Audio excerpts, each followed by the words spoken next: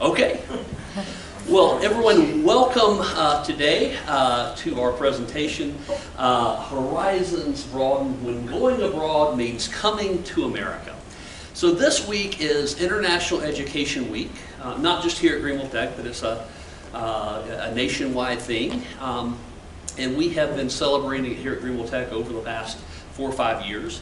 And the goal of International Education Week is to encourage people to look outside of our cocoon, that is the United States of America, to look for educational opportunities or to travel, to learn about other cultures. And last year we had a panel of faculty members, which I was a part of, that we talked about our study abroad experiences, going outside of the country to study. And so we thought that it would be nice this year to kind of turn things around and to ask some of our faculty members who were not born in the United States to talk about their experiences, because for them, going abroad meant coming to America. Pardon the pun and the reference to a Eddie Murphy movie. So we have 4 wonderful faculty members, all from the School of Arts and Sciences. Yay! Who are going to share their experiences. Oh, by the way, my name is Lee McAbee, and I am a history instructor here at Greenville Tech, a member of the Humanities Department, and a very proud member of the School of Arts and Sciences Speaker Series Committee. And so this presentation is being brought to you all by the School of Arts and Sciences Speaker Series Committee.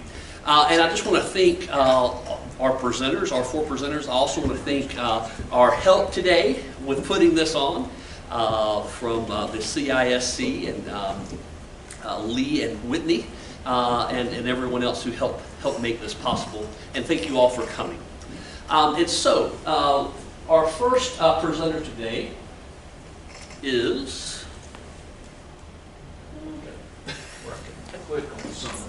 okay. There we go. Okay. Our first presenter is now it's working.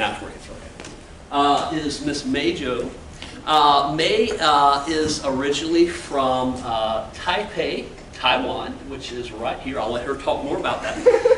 But she is, I'm proud to say, a member of my department, the Humanities Department, and she is our music specialist. So she can also, along with answering any questions you have about Taiwan, she can also answer any questions you might have about music. And so, May, I turn it over to you.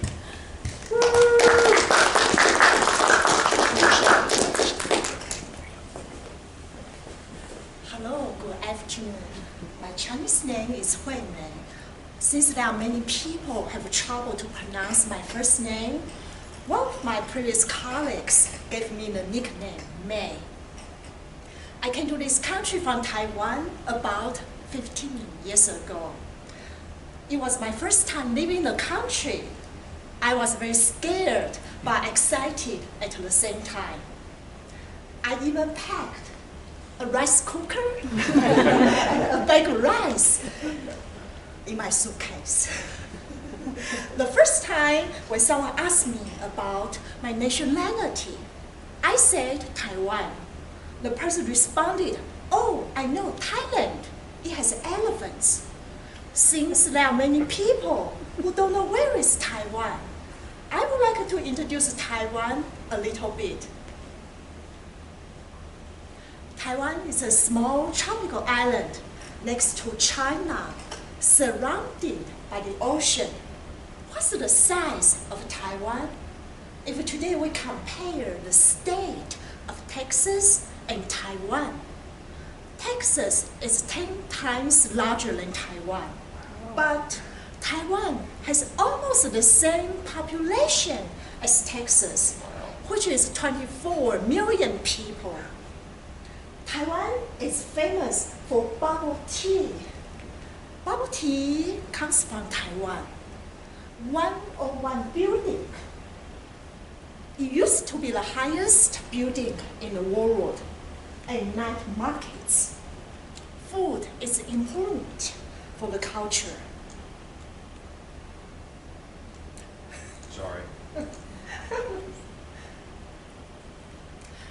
of you might wonder why I studied abroad. There are a couple of reasons. First, during that time, Taiwan did not offer master's and PhD degrees. Second, a couple of my professors studied music in the United States, such as Juilliard and the Manhattan School of Music, so they highly recommended I come here. I did my master's degree at the University of Miami. Over there, I learned how to party pretty well. This school is one of the best jazz schools in the United States and had a huge impact on me. Today, I'm interested in jazz, and I taught an introduction to jazz course due to this school. After Miami, I moved to Minneapolis to study for my doctorate degree at the University of Minnesota. To be honest, I had a difficult time studying there due to the cold winter weather. However, I met my husband there. I also learned that the Honeycrisp apple was invented at that school. Next, I would like to talk about the education system in Taiwan. In Taiwan, K-12 is not free for public schools. Uniforms are required with many limits over appearance. For example, if you are a girl, you can't wear jewelry, dye the hair, or skirts cannot be too short. Kwan schools are very popular in Taiwan. They are different from formal schools, and they offer extra classes. It's a paid class, which the teachers teach you how to take tests. If you don't go to Kwan school, you will feel you are behind.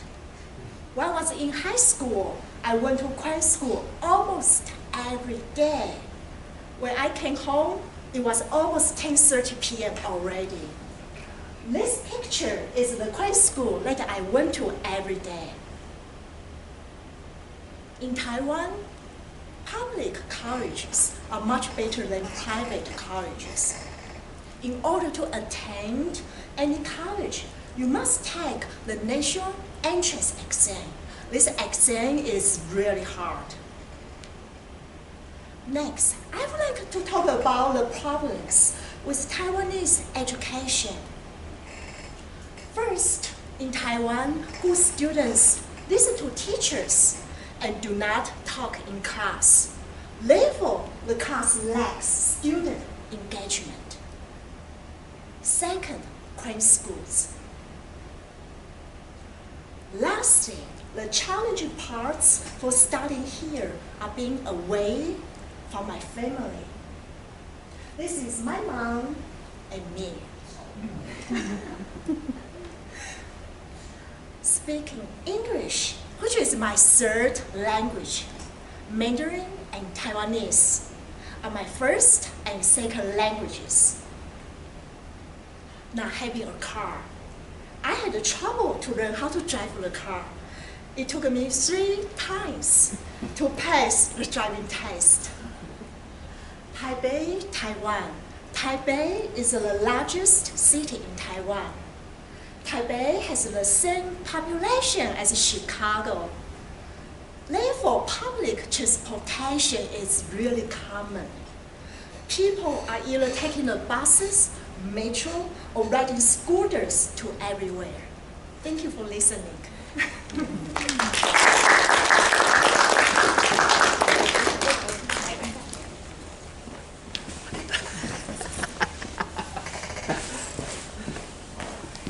Thank you, Meg. That was awesome.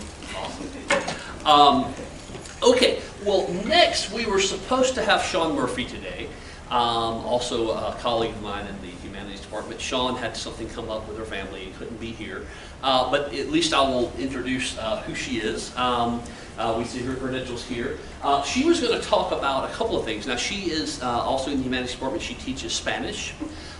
She grew up in South Korea, but also spent time in Bolivia. So here's the South Korean flag and the Bolivian flag. And so I just had some maps here of where she's actually from Seoul, South Korea, and then spent time in, I believe, Cochabamba, Bolivia. And I think she did, studied there, did some graduate work there in Bolivia. So unfortunately, she can't be here to share her story, but she was going to talk about several of the places that she lived outside of the United States.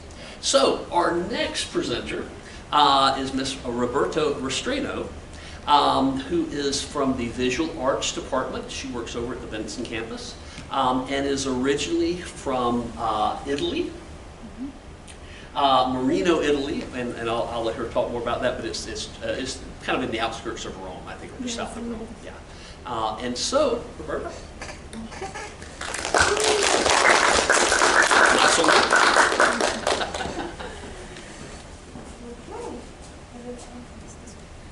Good afternoon, everyone, virtually and here in this auditorium.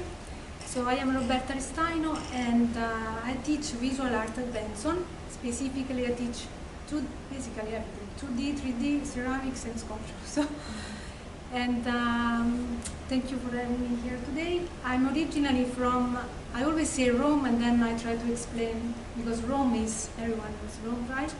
But no one knows Marino. Marino is in the southeast of Rome. I think I have a slide actually. Okay, you can see here. Yeah, right on the southeast of Rome, and all that towns, Marino, Frascati, Ciampino, they are part of the what we call Castelli Romani, Romans castles. I think I will translate in English. And it's where Romans, they had a villa, because it was during the summer it was a little bit cooler, so they have very nice villa on that part of Lazio, because the region is Lazio. So they would go there during the summer, they had nice wine, so they were getting a little bit out of the big city.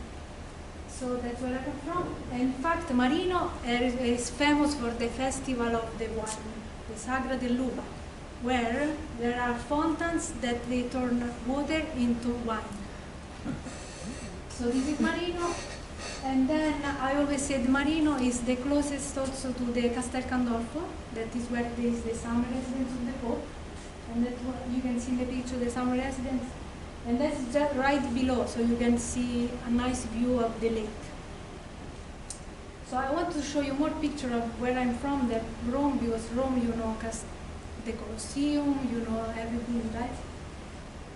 And also, where I live, I had a piece of the Appia Antica, it's the Roman Appian Way. So I grew up with this kind of environment where you have ancient ruins everywhere. My grandfather, he found a Roman coin in his land, and he's in a riccia, still in the Castelli Romani. So underneath, there is always something to discover. Okay, I want to talk about my education, because in Italy, since high school, you already decide your path. I mean, you can change your path, but then you have to retake other classes, you have to kind of go back. So my high school was already set, it's called Istituto d'Arte, so it was based on arts. So I work with clay, and my specific major was jewelry, so I work specifically on jewelry. But I was lucky because I was able to already feel what was my path, because 9th grade is not easy to already know what is going to be the projection of your life. But then after that, I was able to get in the Accademia di Belle Arti, this Academy of Fine Arts, just because I did that study. So if someone had more classical study, maybe needed to take an exam to enter in the Academy of Fine Arts. But because I had My background in I worked my study at the Istituto d'Arte, so I had easy access to the Academy of Fine Arts, where my major was visual art and design. Then I graduated from the Academy of Fine Arts, and then I ended up getting my master in fine arts in America. And now is the question. So wait a minute, you are from Rome, that's, you know, arts and everything, the history, and then you got your master in America. What's wrong with you, no? Because I saw an opportunity, and plus for me it was to get out of my comfort zone, right? And having the exposure to something else, and I think also made me stronger also as an artist, because I have this European background, and then I bridge with the American, what I learned from my master being here. So, and also I saw the opportunity to give me another opportunity. I don't know, I didn't know at that time what was for me. I just felt that was the right choice for me. And my master in fine arts was at the University of Colorado in Boulder, focused in printmaking. Similar but different. So I really wanted to do this talk on the differences that I found in America as Italian being in America. Because also there is all this overlap of different things. For example, I discovered the salsa Alfredo, that in Italy if you say salsa Alfredo, no one knows Alfredo. So there are these little things that I discovered, you know, more and moving towards. So I want to talk a little bit because yes, it's similar but different. First thing, writing. So writing in English, you have the bun on the top and the bottom, so introduction, and the conclusion is just a repetition of the introduction, no new topic, no questions, and in the middle, between the buns, you put just a slice of tomato, a slice of cheese, a piece of meat. That's it. Because if you put more of these things, then you try to eat the hamburger, and everything is gonna fall down. Completely opposite of my experience of writing in Italian. When I start to bring my paper, when I was taking my master at the writing center, they were saying, whoa, wait a minute. We need to break this sentence. So, because in Italian you can use comma, comma, comma, comma, comma, comma, and that's okay. So I need to break the sentences. Plus, I said, okay, you are describing these things. You can only use one adjectives. You cannot use two. And I say, but these are for me. They are similar, but they are different. They are important to express myself, you know, for explaining these things. No, you have to pick up one. So a little bit different. And also, it tells you more about the structure even of the culture. Because, you know, this systematic way, I know this in different places. For example, being online, right? Americans, very nice, even outside of the bus, they are lined up perfectly. If you go to Italy, you have to fight. You cannot be in line because everyone is gonna go over you. So this is one on that. And also, these three, okay, privacy. Words. I start to pay attention to words because privacy, so we don't have words that translate privacy. In fact, we use the English words privacy. We have privato, but privato means more private space, so we don't have privacy. And that says a lot, right? And then of course notice that when I went for my doctor visit, right? They give you space, they give you time, they close you with the curtain, and they say, okay, set up, you know, and I will be back. I say, wow, that's amazing. They give me privacy to, you know, to prepare for the visit, blah, blah, blah. And that's lead to the American bubble, because if we don't have privacy, why I have to have my personal space? In fact, we don't have a personal space. In America, I first learned right away, because I noticed I was too close with people, and they would look me like a little bit rigid, you know, and say, yeah. And then they said, something's wrong with me, and the American, so you have to respect the privacy. There is a certain kind, I would say 1 meter, right? After that, you get very uncomfortable, right? And that's, I had to learn that, and now I love that. When I go back to my country, I feel, wow, you are so, well, it's so creepy, right? So now I love that. I love this is my space, you know? So American Bubble, and I discovered tamarind. I felt so bad. So I was able to work in a cafeteria at the University of Colorado, and after 3 months, they give you the feedback. So they give you the nice feedback, you are really strong on this, blah, blah, blah. And then they give you the things that you should work on. And she said, the manager, she said, you have to let me to finish my sentence before you talk over me. And I said, oh my, I felt so rude. And I said, I didn't mean to do that. Then I started to think about that, talk with my other Italians, and I said, but you know what, you grew up with that. This is the way how we talk. We talk on each other, that's fine. Think about that. So when you have an American conversation, one talks, so it's a very line, right? If I have to think, visualize the Italian conversation, it will be an interweaving of lines, right? So I think at the end I was not rude, I was just being me. More than a coffee. Sometimes I have this question, I said, okay, you go to the bar, because we call bar where we get coffee, and you get this little espresso, so, you know, so little, it's gonna take 2 seconds to finish it. But it's really social. You will never see, I guess if you go in Milan, you will see people getting coffee by themselves, but you will never see someone by himself getting a coffee on the counter. There is always someone, because you meet a friend on the road, let's go get coffee. It's just 2-3 seconds, but you catch up with them, you have a business meeting, you get coffee, you offer coffee. It's always social. And yes, it's very short, but contains a lot. In fact, you also stay on the counter, you get your coffee and you go it. By the way, Italians are very big about coffee, so there are people getting coffee in the glass little cup. Then there is macchiato, so a little bit of milk. Then there is corretto with a little bit the alcohol in it. So there are different also coffee that we get, but it's very, very social. You will never see someone getting coffee and sitting there. Also because you paid for the service.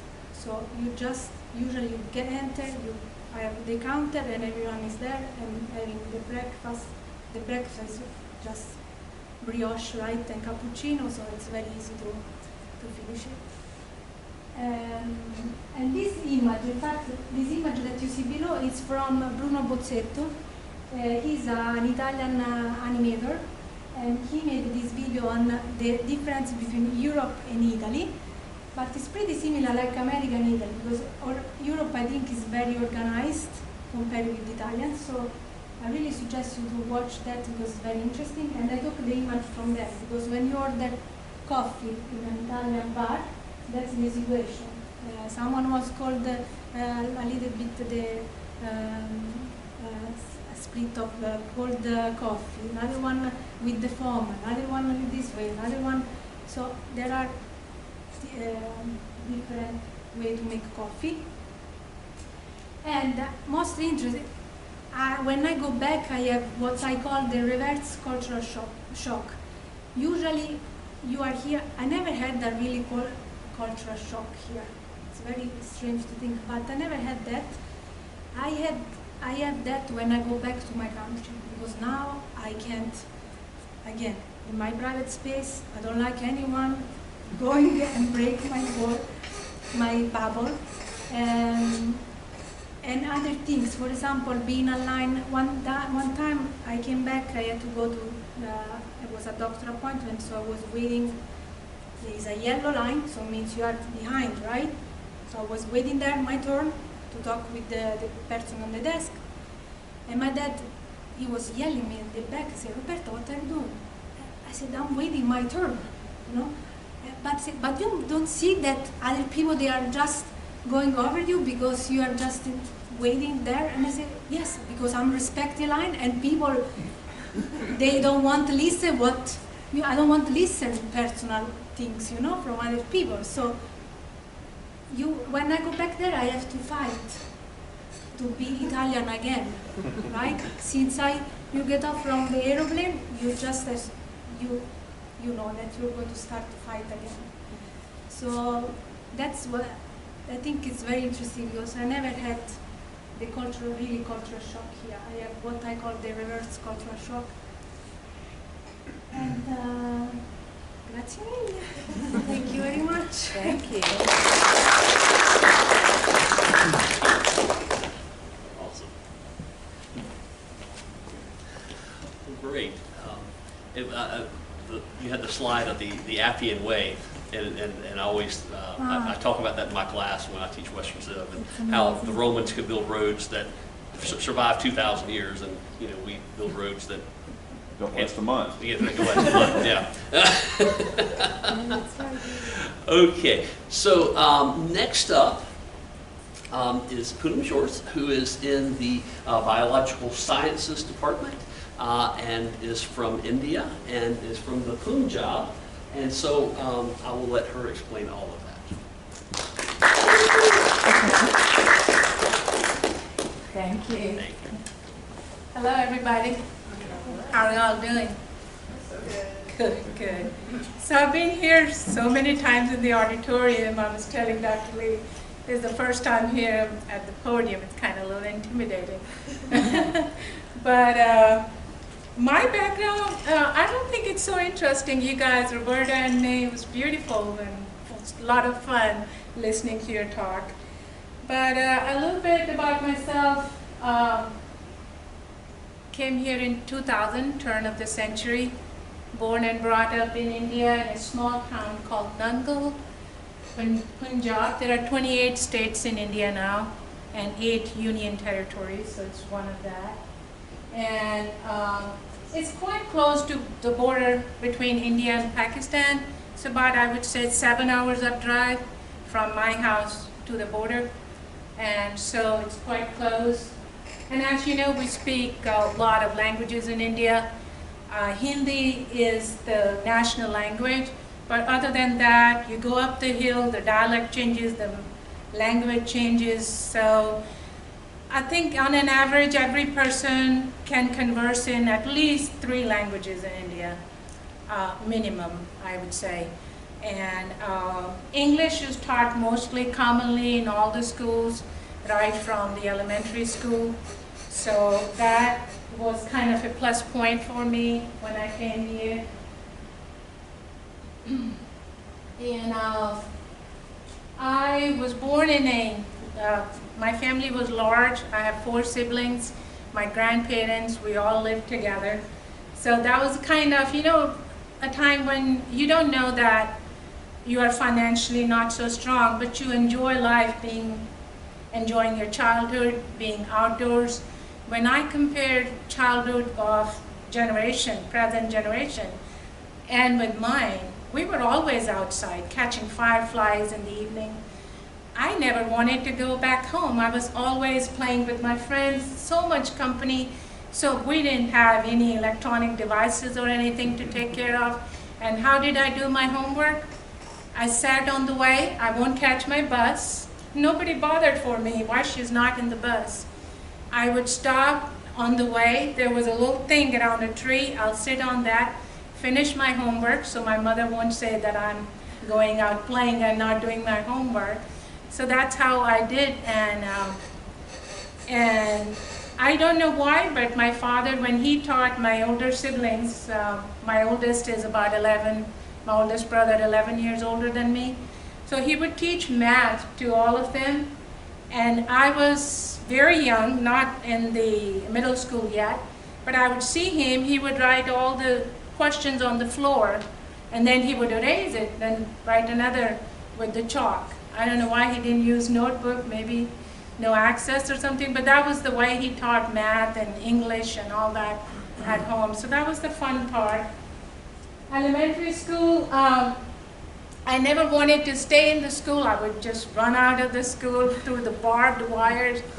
my back will be all peeled up, and I just didn't want to be away from my mother, but gradually I started that.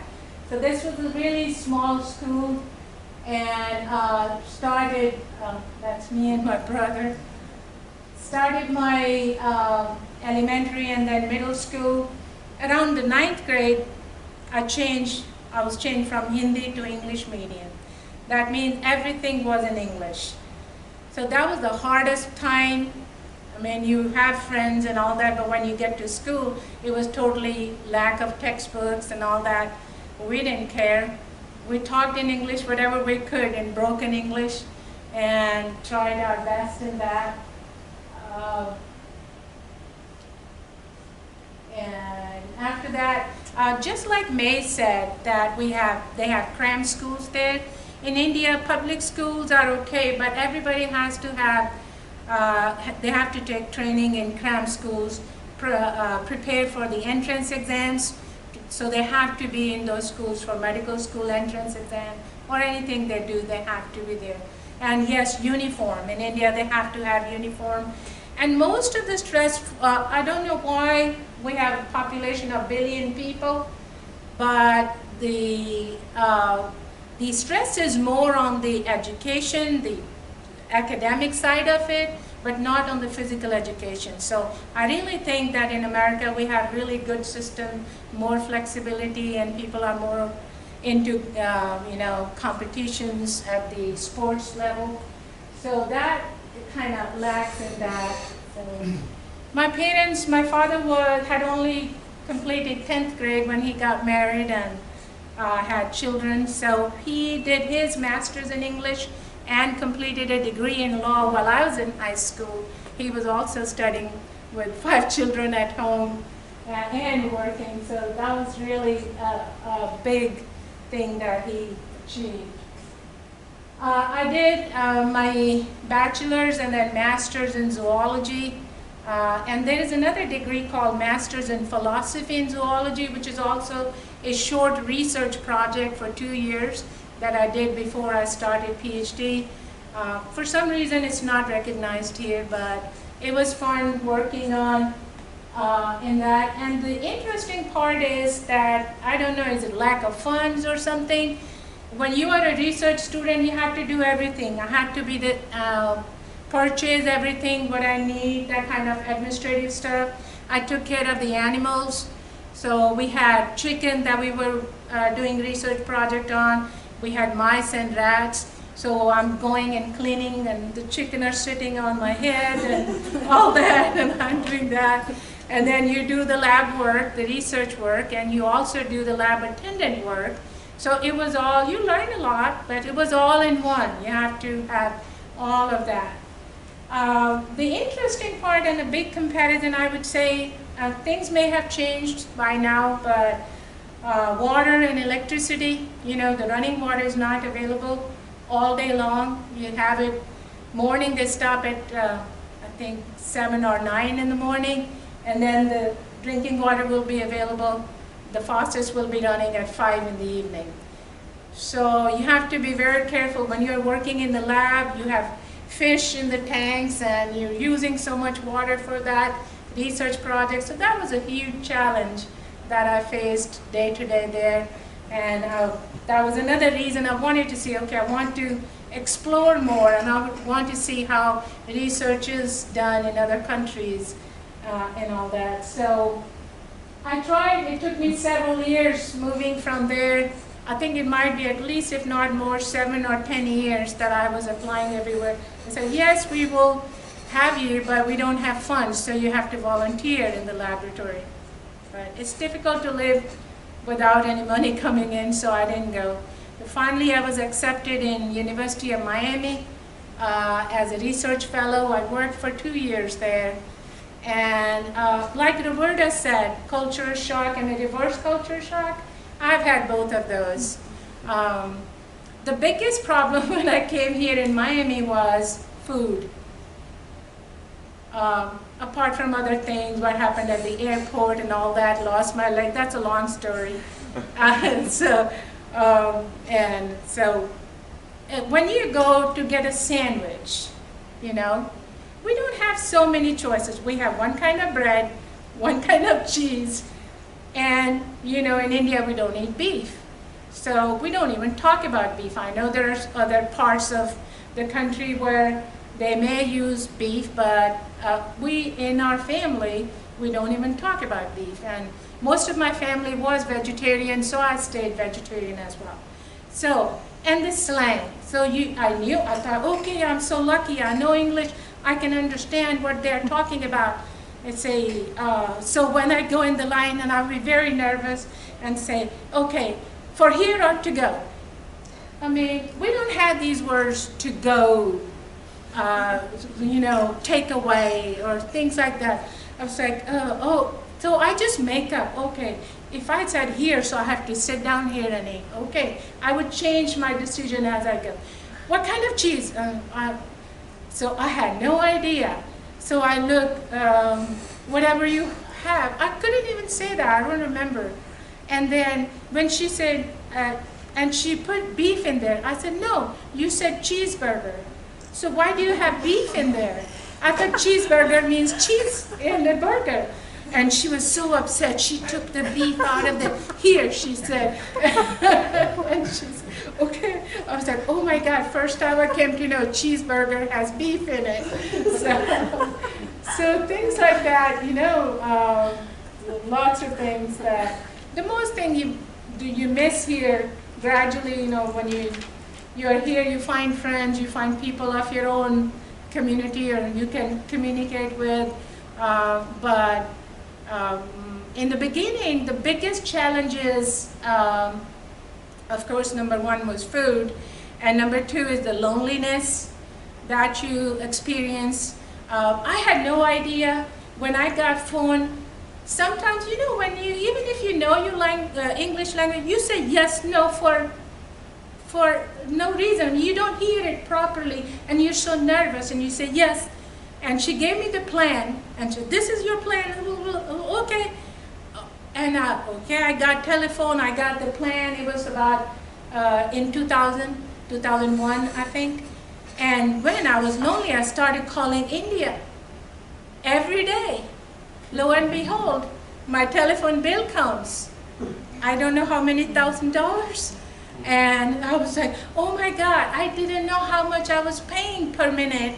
And I didn't realize, and can I talk to your supervisor? And they almost, I mean, I couldn't get to that point. I didn't know how to get my bill reduced, how to communicate with all those things, but somehow paid everything, got through those days, and realized, no, I got to get better. I got to listen properly what is going on.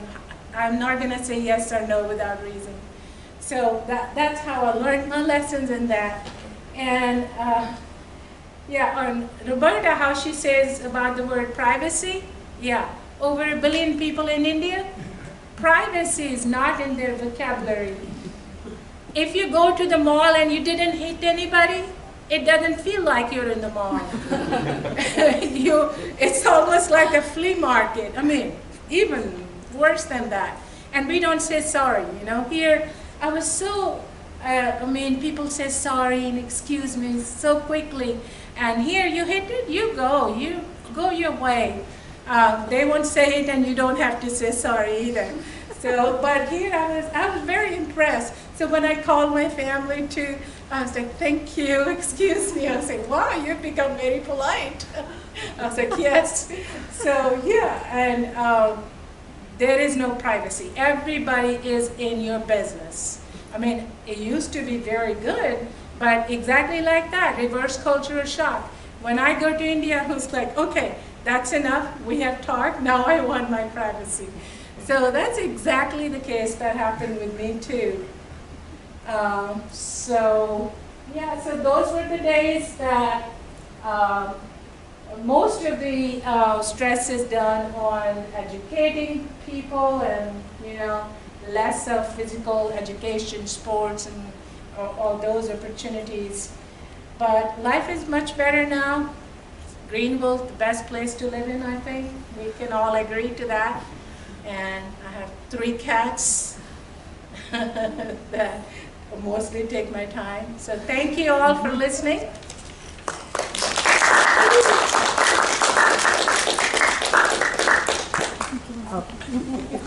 Sorry. Thank you. Thank you. That was awesome. So we have one more presenter, Ms. Tong Wagner, who is a professor of mathematics and is from China, and I'll let her talk about where she's from and all of that. So Tong, I will take it away. There you go. Thank you. Good afternoon. So when I first came to this country and in 1990, nobody knew where Wuhan was. So now everybody knows. So I came from Wuhan, China. So, and it's in the middle of China. So if you divide, it's called Chicago of China. So it's right in an industrial city in the middle. Yeah. Oh, did I go reverse? So I want to talk about. Actually the first day I arrived in the U.S. So even though it's in 1990, so I still remember just like yesterday, because when you arrive in this country, you have this anxiety. You don't know what the future is going to be like. So when I arrived at the San Francisco airport, and this officer at the immigration and the customs service, looked through my papers, and he looked at me and smiled and said, "Welcome to America." So at that time, I knew I was going to be okay. So that's, so I just went from there. I knew I was going to be okay. So the next thing I came to university and I enrolled in classes, but I also had to take intensive English classes for speaking and listening. So that was interesting and is needed too. And they also took us to field trips to find partners to speaking with. Guess where they took us? All the international students. Can you give a guess? Nursing homes. So what are the people, they have all the time in the world, have all the lifetime story to talk about. So I went with a whole bunch of students. I went there, and I was scared, I have to say. I was sad the first time. So, but I listened to their stories, and I still remember their faces. They were so happy to see us to be there. And I learned their stories. As this person, this fabled person, become alive. Become an individual. Become all this, just like a picture, like movies. So if you ever want to write a novel, I was thinking you should go there. Go there, get your materials. I mean, a lot of people has very interesting materials. So I just thought it was very interesting. So the second time I went, I was really not so nervous anymore. So I was looking forward to it. I was looking forward to see those old, familiar faces and to listen more. And then made me realize that if we ever open our eyes and open our ears and open our minds and open our hearts, and you never know where you're going to find, So that was very interesting. Whoops, that's all in my slide. That's all the slides I have, I guess. I didn't dig up all the photos. There's too many of them. And so one of the things, when I started my regular classes, and I remember the first class I went, and I took a little cassette, to the classroom, asked the professor if I could record his lecture. And my first professor's name was James Cox. I still remember him very, very vividly. And he said, sure. And he was very helpful, and he let me record his lectures, and he even let me use dictionaries and doing tests. So, and I was thinking, I'm all the person I have met, through my education, and they all helped me tremendously. So that's how I got to here today. So I'm very, very appreciative of that. And talk about phone bills. Yeah, first you came here homesick. That's one of the big issues. So I was terribly homesick, and I was calling China, my parents, $3 a minute. Yes. Yeah, it's not like now it's free. So it was so it was quite expensive. So after you get $500 a month for the bill, you realize you better cut that short. So of course you got a family, you gotta talk to your mother, you gotta talk to your father, you gotta talk to your brother, you gotta talk to your sister and the aunts and the uncles. So by the time just kind of adds up. But but that's what keep us going. Keep us. We need family support, and no matter where you are. So that's that. And then talk about a culture shock. Yeah, there are quite a few, but one of the real cultural shock I had is, I still remember, it's the 1st November in America, and I was driving home, and I saw 4 men in the field wear orange vests. Guess what they had in their hands? Rifles. I was like, oh my God, what are they doing?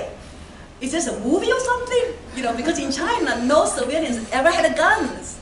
So they had guns, and then I was shocked, and I was like, didn't know what to do, and nervous at the same time. I just rushed home, and then later on I learned, guess what? It's deer hunting season. So, and that is very interesting. Yeah, we have that, the rights to bear arms in this country, and very interesting. So, and another thing I experienced is when I was, later on in my graduate school, I did my first master's in international business administration. And then my second master I did in mathematics. Because my father said, well, you can learn whatever you want in America, just not do politics, not get involved in politics. I said, okay, Dad, I'll do math. So I did math, and I was a TA, teaching assistant in the math department. So we had about 10 of us in the shared office in the little cubicles. And I still remember 10 of us, those 10 people, other 9 people with me. And they were just lively. And they are also from all different countries. So I have people from America, for the math degree, they have people from Russia, I have a friend from Turkey and Israel and Vietnam, whatever you can, So, but I feel like we have like international community just in our office.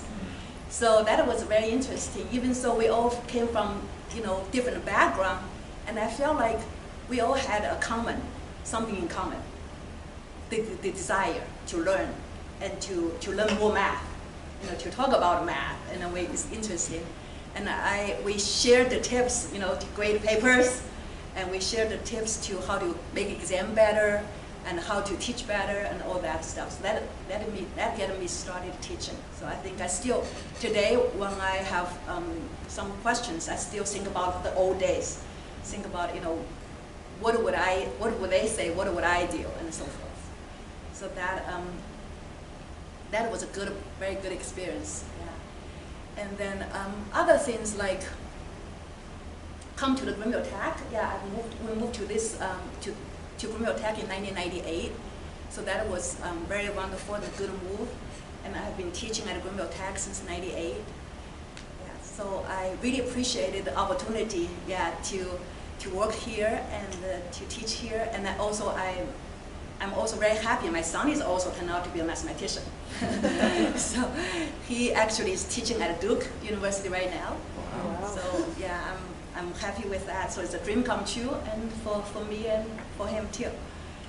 So I just want to thank everyone that I crossed paths with. And this is the month of Thanksgiving. So yeah, I'm especially thankful, and almost thankful for my friend Judy Cromwell to be able to come. And thank you very much for attending. Thank you.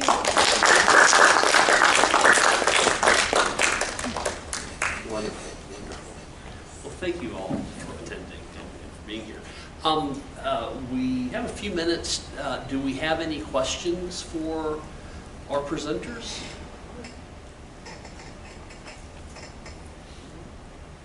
I'd like to know from any of them what they most miss about their home culture. Okay. What you miss about home? Food. Just communication, the friendship. Just miss being with the family. And we don't get to go very often. It's so expensive.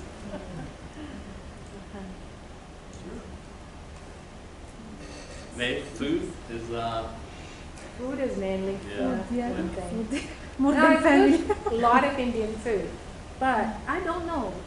I can never get the taste that my mom cooked. I mean, I'll make really good lentils and all other kind of stuff I can make, but I'm never satisfied. I mean, I'll eat it, but it's not there. That thing is not there.